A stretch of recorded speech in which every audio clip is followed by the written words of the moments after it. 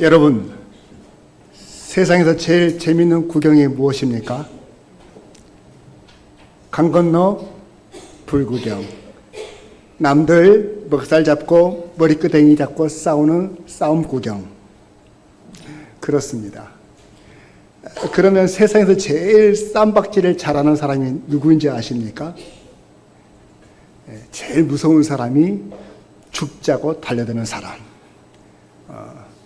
그런데요, 죽자고 달려드는 사람보다 더 무서운 사람이 있습니다. 그 사람은 바로 죽어도 다시 산다는 부활의 믿음을 가진 사람. 여러분, 죽자고 달려드는 사람과 죽으면 다시 산다는 사람이 붙으면 이거 보나마나 승부는 이미 끝난 겁니다. 그런데요, 오늘 본문에 보니까 한 번뿐인 인생인 줄 알고 살아가는 사람들이 죽으면 다시 살아나는 부활, 믿으면 영원히 죽지 않는 그 부활을 주장하시고 부활을 강조하시는 예수님에게 시비를 걸고 있습니다. 여러분은 사두개인 편에 서시겠습니까? 예수님 편에 서시겠습니까? 이기는 사람이 내 편인데 예수님이 이기시는 분이십니다.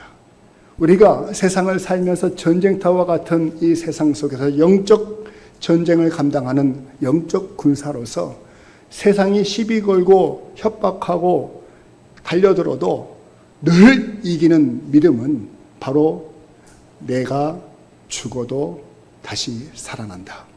몸의 부활을 믿는 자 되어 세상의 어떠한 위협에도 끄떡없이 이겨내는 여러분들 되실 수 있기를 주의 이름으로 축원을 드립니다.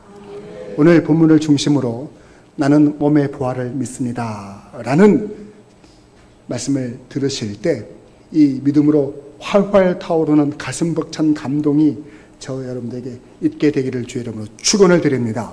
우리 먼저 본문 말씀 18절을 다 함께 읽겠습니다. 시작. 부활이 없다 하는 사두개인들이 예수께 와서 물어 이르되, 성전은 만민이 모여 기도하는 하나님의 집입니다. 그런데 그 성전에서 온갖 탐욕으로 자기 배만 부리려고 했던 사람들이 세 종류가 있었어요. 첫째는 대제사장들, 둘째는 서기관들, 셋째는 장로들이었습니다. 이들이 예수님을 죽이고자 3단계 작전을 펼치고, 우리 지난주에 살펴본 바와 같이 1단계 작전은 바로 바리새인들입니다. 이 바리새인들은 주로 서기관의 역할을 감당하고 있는데, 바리새인들이 직접 나오지 않고 제자들을 앞장 세우고 그들과 평소에는 척을 쥐고 살아가는 헤롯 당원들과 야합을 시켜서 예수님의 올무에 빠지도록 했다는 거예요. 그런데 예수님은 저들이 깔아놓은 올무에 넘어지지 않고 저들을 말씀으로 물리쳐내셨습니다. 첫 번째 단계가 실패하자 곧장 두 번째 작전이 실행이 되어지는데, 이때 등장하는 사람들이 바로 사두개인들입니다. 사두개인들을 누구라고 소개하느냐? 오늘 본문에 보니까 부활이 없다고 주장하는 자들이다. 즉 이 말은 내세에 관심이 없고 그저 현실주의자로서 출세하고 잘 먹고 잘 사는 것이 전부였던 사람들이다, 이렇게 알려주고 있습니다. 사실 이들은 제사의 모든 것을 다 도맡아 책임지는 제사장 그룹들인데, 성전에서 막대한 이익들이 나오면 그것을 다 착복하고 그리고 엄청난 부를 누리면서 성전에서 피를 빨아먹고 살던 사람들이에요. 근데 예수가 등장하더니 성전에서 모든 드려지는 제사를 다 부정하고 성전에서 장사하는 사람들의 상을 뒤집어 엎어버리고 환전하는 사람들을 뜯어 말리고 그리고 성전에 왕래하는 사람들을 다 길을 막으면서 자기들의 밥상을 걷어차는 것처럼 자기들의 밥줄을 빼앗는 것처럼 여겨지니까 예수를 잡아 죽이는 작전에 동참하고 있는 것입니다.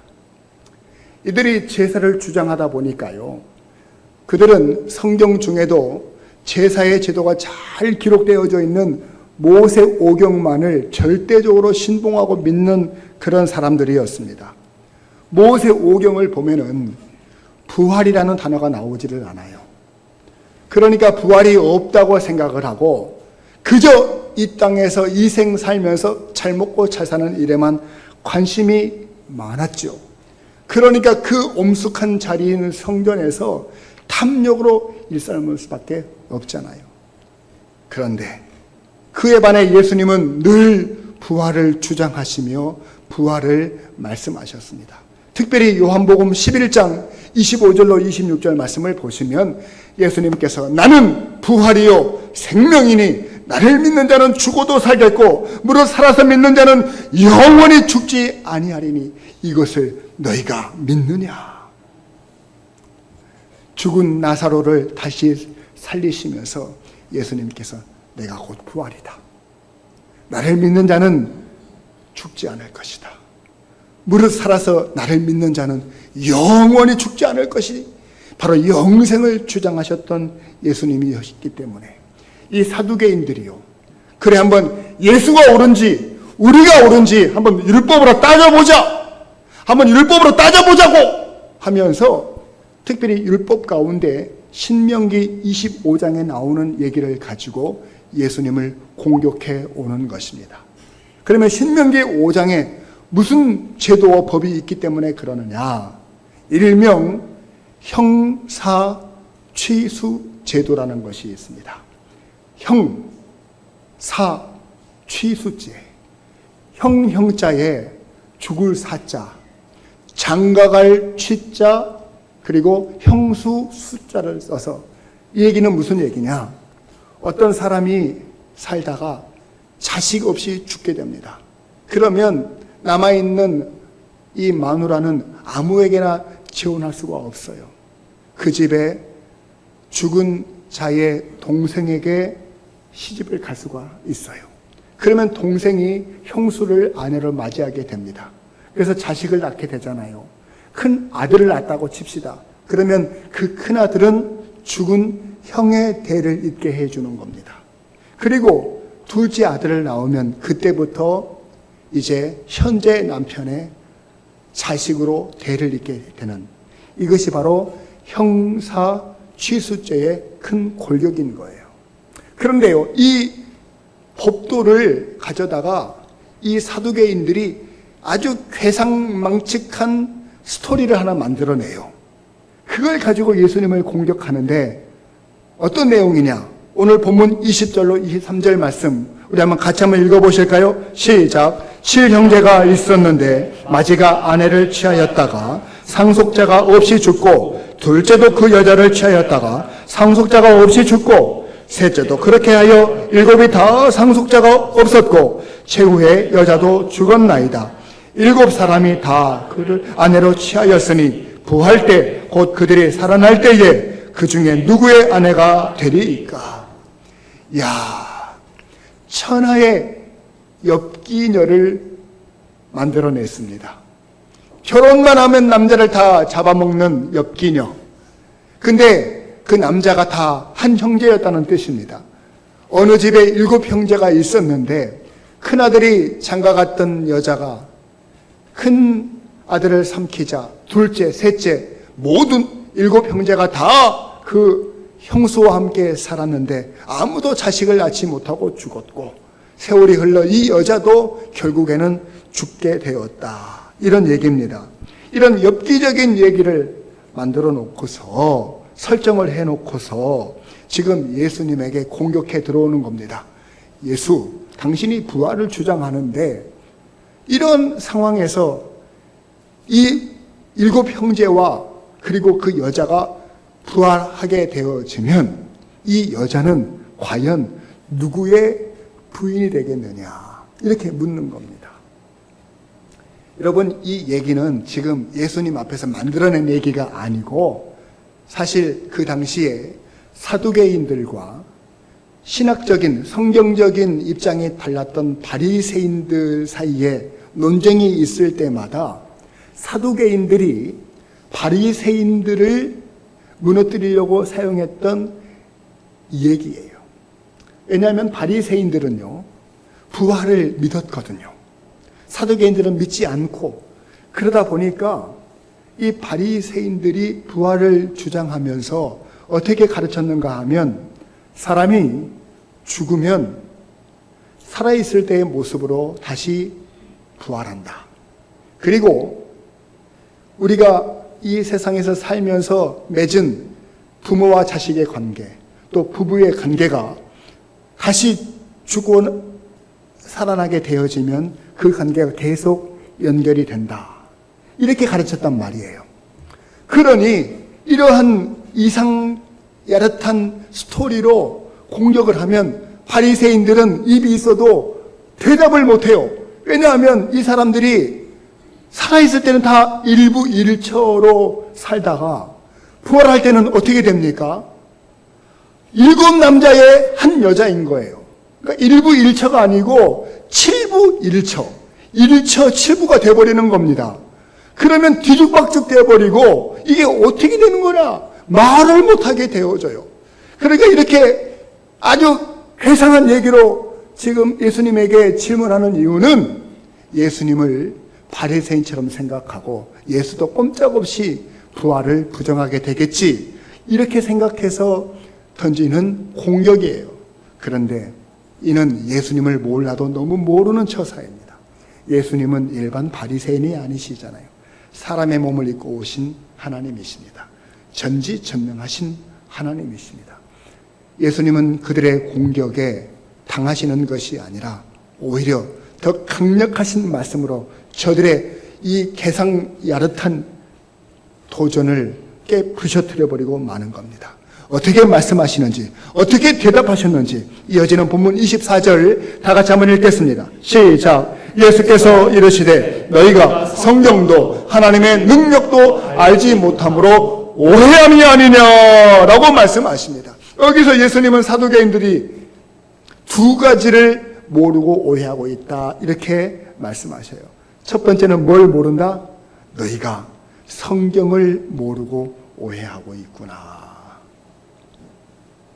너희들이 절대적으로 신봉하는 모세 오경을 다 아는 것처럼, 그것도 신명기 25장에 나와 있는 그 형사 취수죄를 가지고 이상하게 꼬고 꼬아서 나한테 무기로 사용하지만 너희들이 성경을 껍데기만 알 뿐이지 깊이 알지 못하는 그런 어리석음을 내가 너희들에게 지금 보여주마, 이런 얘기인 것입니다. 여러분, 하나님께서 이 신명기 25장에 그 제도를 만드신 목적이 어디에 있을까요? 그 제도를 만드신 이유가 어디에 있을까요? 다른 데 이유가 있지 않습니다. 하나님께서 세상을 창조하셨을 때 아담과 하와 일부 일처를 만드셨잖아요. 그러면서 그 아담에게 명령하셨습니다. 너는 이제부터 생육하고 번성하고 이 땅에 충만하여라, 이렇게 말씀하셨죠. 이 창조의 원리가 잘 작동되어 번성하고 번성하고 번성해야 되는데 인간이 범죄함으로 말미암아 그 명령을 다 이루지 못하고 대를 잇지 못하고 죽는 경우가 발생하게 되어지는 겁니다. 그래서 보조적인 수단으로 이 제도를 만드셔가지고 어느 누구도 대가 끊어지지 않고 대를 이어가도록 하나님께서 만들어 놓으신 보조적 제도가 되는 거예요. 이 제도 때문에, 이 법 때문에 야곱의 네 번째 아들인 유다가 대가 끊어질 뻔했지만 대를 잇게 돼요.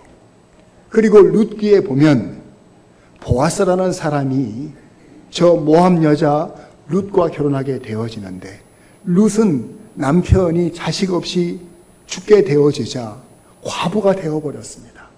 그때 보아스라고 하는 바로 이 기업 물을 자를 만나서 대를 잇게 되어짐으로 말미암아 보아스와 룻은 장차 나라의 임금이 되어질 다윗의 증조부 증조모가 된 것입니다.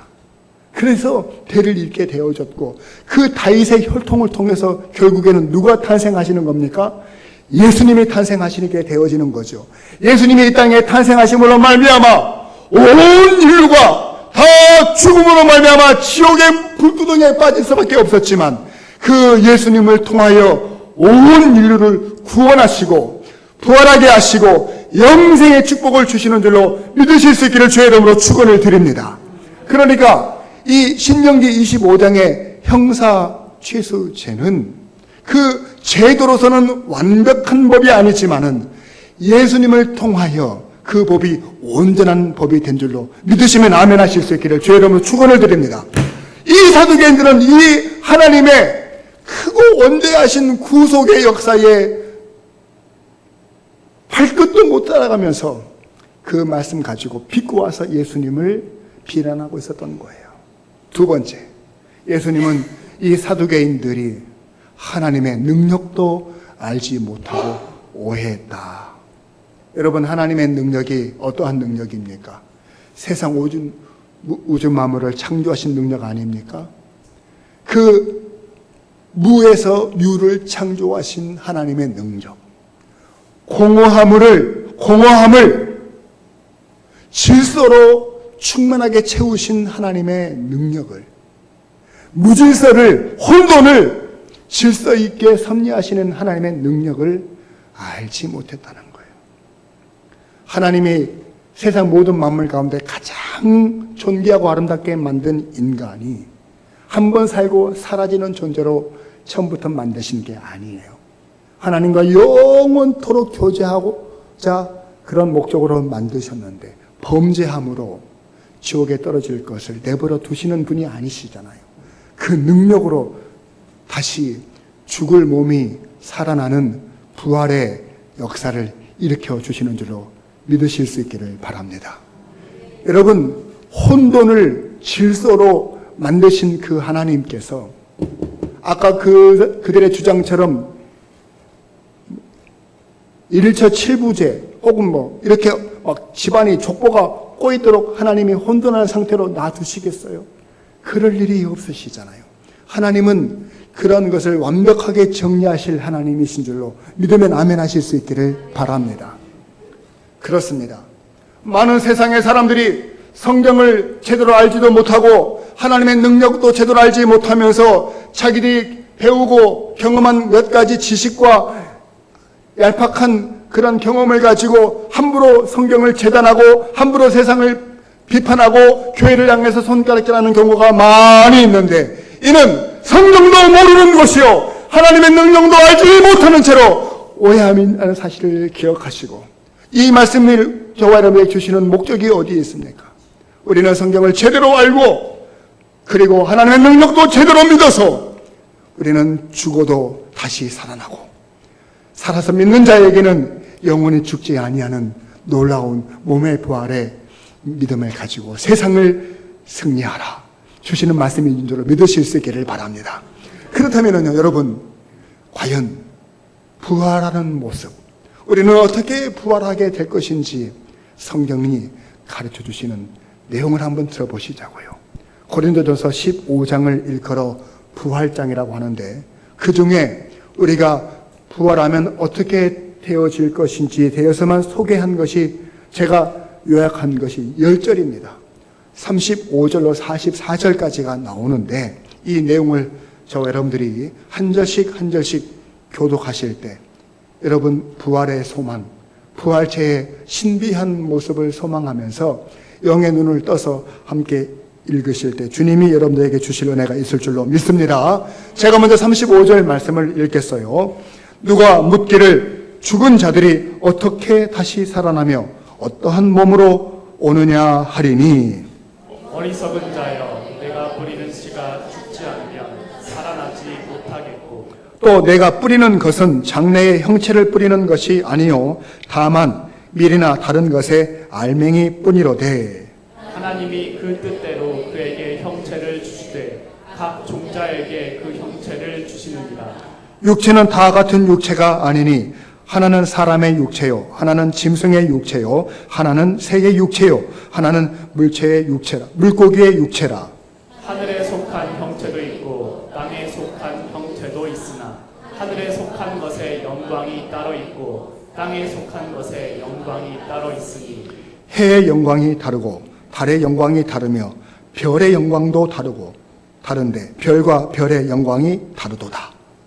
죽은 자의 부활도 그와 같으니 썩을 것으로 심고 썩지 아니할 것으로 다시 살아나며 욕된 것으로 심고 영광스러운 것으로 다시 살아나며 약한 것으로 심고 강한 것으로 다시 살아나며 육의 몸으로 심고 신령한 몸으로 다시 살아나니 육의 몸이 있은즉 또 영의 몸도 있느니라. 믿으면 아멘 하실 수 있기를 바랍니다. 네. 믿으면 아멘 하실 수 있기를 바랍니다. 이 얘기가 무슨 얘기입니까? 하나님께서 씨를 만드셨는데요. 그 씨는 조그만 알갱이에 불과합니다. 근데 그 씨가 땅에 심어지게 되어지면 썩어지고 죽습니다. 그러면 그 씨는 사라지는 것이 아니고 싹을 틔우고 그리고 꽃을 피웁니다. 씨는 딱딱하고 모양새가 아름답지 않아요. 그러나 그 씨가 변화되어 꽃이 되어질 때는 얼마나 아름다운지요. 우리의 현재의 몸은 씨와 같아서 넘어지면 부러지고 데이면 피부가 쭈그러들고 연세가 들어갈수록 그 모습이 화려해지지 않지만 그러나 이것이 끝이 아니라는 것입니다. 우리의 몸이 죽은 후에 부활체의 모습을 얻을 때는 꽃처럼 아름답게 신비롭게 변모되는 줄로 믿으면 아멘 하실 수 있기를 바랍니다. 그러면 우리는 이런 생각을 갖게 되잖아요. 그러면 처음부터 우리를 꽃으로 만드시지 왜 씨로 만드셨을까? 왜 씨를 만들어서 우리처럼 이렇게 어렵고 힘들고 고통스럽게 살게 하셨을까? 그런 궁금점이 있을 수 있잖아요. 여러분들에게 그림 하나를 보여드리겠습니다. 자, 여러분 저 그림은 무엇입니까? 네? 나비입니까? 네? 벌레입니까? 번데기입니까? 네. 어떤 분은 애벌레로 보이신 분도 계시고 어떤 분은 나비로 말씀하신 분도 계시는데 애벌레와 나비는 같은 겁니까? 다른 겁니까? 다른 겁니까? 같은 겁니까? 여기에 신비함이 있는 것입니다. 복음의 놀라운 신비가 여기 있는 것입니다. 애벌레는 땅을 기어다니며 살도록 하나님이 만드셔서 땅에 속한 육체로서 가장 적합하게 만들어 주셨어요. 그런데 나비는 땅에 기어다니지는 못해요. 하늘, 저 넓은 창공을 날아다니도록 만들어서 하늘에 적합한 동물인 것이죠. 그러나 이 둘이 하나인 것처럼 우리가요, 이 세상에 살기에 적합하도록 하나님께서 우리를 만드셨으나 다시 우리를 부활한 모습으로는 새 하늘과 새 땅에 가장 적합한 모습으로 변화시켜 주실 줄로 믿으실 수 있기를 주의 이름으로 축원을 드립니다. 사랑하는 성도 여러분, 이 땅의 모든 개혁교회는 사도신경으로 신앙을 고백합니다. 사도신경의 마지막 부분은 우리에게 어떻게 고백하라 명령하십니까? 나는 거룩한 공교회와 성도의 교제와 죄를 용서받는 것과 몸의 부활과 영생을 믿습니다. 여러분, 어찌 예수 그리스도를 구세주로 믿으며 창조주 하나님을 나의 아버지로 믿으며 보혜사 성령님을 내 마음속에 모시며 살아가면서 마치 사두개인들처럼 한 번 살고 말 것처럼 사십니까? 이 땅이 전부인 것처럼 사십니까? 몸에 부활이 없는 것처럼 사십니까? 오늘 우리는 무너지고 부서지고 썩어질 육신을 가지고 살지만 이 세상 가운데 살면서 저 천국에서 편모되어질 아름다운 모습을 사모하며 이 땅이 전부인 줄 알고 살아가는 불쌍한 사람들에게 예수 그리스도의 생명, 예수님이 우리의 부활의 첫 열매가 되신 것을 자랑하면서 살아가는 우리 모든 성도님들 다 되실 수 있기를 주의 이름으로 축원을 드립니다. 이 시간 함께 기도하시겠습니다.